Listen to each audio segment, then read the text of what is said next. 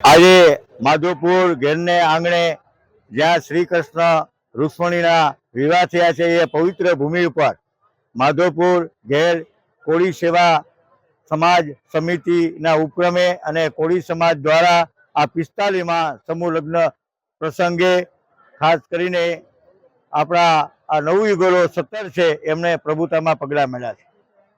4 દાયકા વટાવી ચૂકેલા આ માધવપુર ઘેર કોળી સમાજ જુદી જુદી પ્રવૃત્તિઓ પણ કરે છે।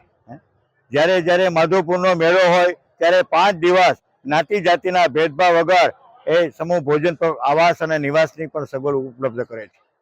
ચાહે જન્માષ્ટમીનો તહેવાર આવે ત્યારે પણ ત્યારે જનતા તાવડા માંડી અને રાહત દરે આ મીઠાઈનું વિતરણ કરી અને ગરીબોને માટે એ જે કંઈ પૈસા છે એ વાપરે છે।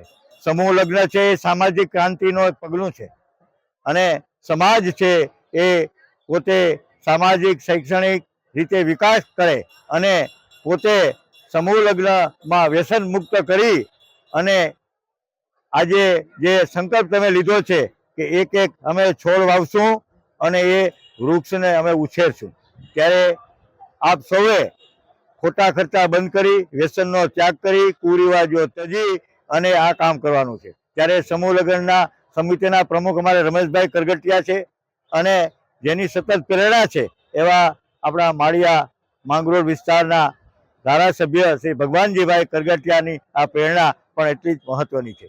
આજના પ્રસંગે અમારા કેશોદના ધારાસભ્ય અને પૂર્વ પશુપાલન મંત્રી શ્રી દેવાભાઈ માલમે પણ શુભેચ્છા પાઠવી છે અને ભગવાનજીભાઈ એ પણ શુભકામના પાઠવી છે। સાંજ સમાચાર ફેસબુક પેજને લાઇક કરો, વિડીયો શેર કરો અને વધુ વિગતવાર સમાચાર માટે sanssamachar.net વિઝિટ કરો।